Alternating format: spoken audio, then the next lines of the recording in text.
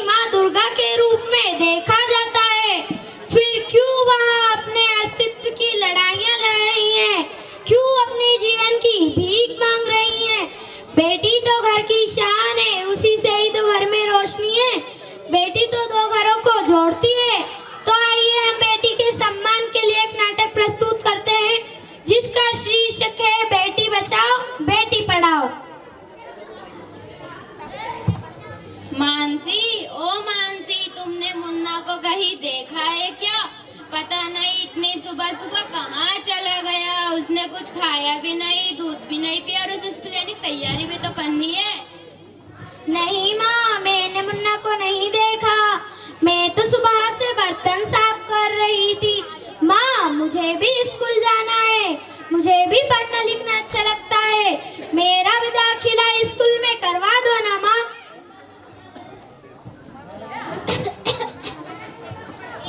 छोरी बड़ी आई स्कूल जाने वाली, घर के कामकाज अच्छी से सीख ले, यही तेरे काम आने वाले हैं। पढ़ लिख कर तू कौन सा कलेक्टर बन जाएगी।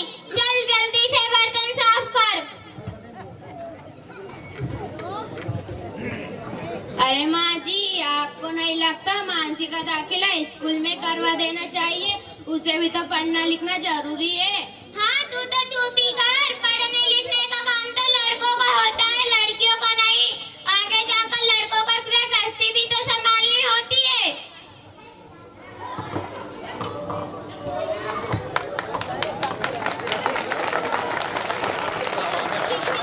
घर पर कोई है क्या? आइए, ये डॉक्टर दीदी, हम आपका ही इंतजार कर रहे थे। अरे ये क्या हो रहा है? कौन किसकी जवाबदारी सुना रहा है? हमारी मानसी बेटी क्यों रो रही है? देखिए ना डॉक्टर दीदी, दादी मुझे स्कूल नहीं जाने दे रही।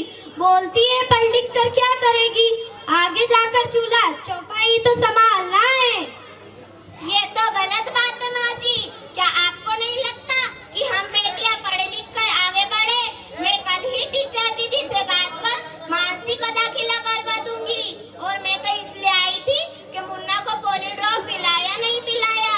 दादी जी प्रणाम। दादाजी प्रणाम। मैं चलती हूँ। बहू, मेरे लिए गिलास पानी लाना। ये लीजिए बाबूजी।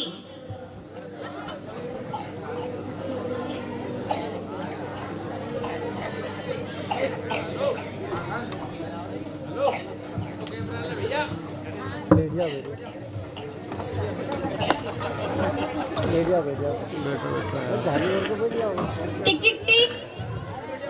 आइए आइए टीचर दीदी, हम आपका ही इंतजार कर रहे थे। मुझे डॉक्टर बहन बता रही थी कि आपने मानसी का दाखिला स्कूल में नहीं करवाया। हाँ हाँ टीचर दीदी, मैं भी यही चाहती हूँ, पर मेरी सुनता ही कौन है?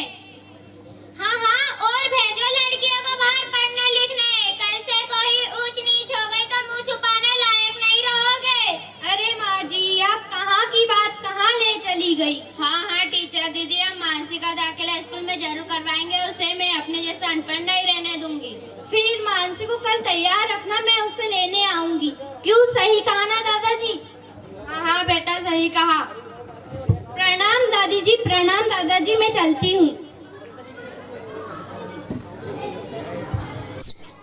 अब मेरी मानसी बेटी स्कूल जाएगी और पढ़ लिख कर वहाँ बहुत बड़ी डॉक्टर बनेगी। लड़के तो एक कुल तारते हैं, लड़कियां तो दो दो कुल तारती हैं। तो सभी से निवेदन है कि बेटियों को पढ़ाएं।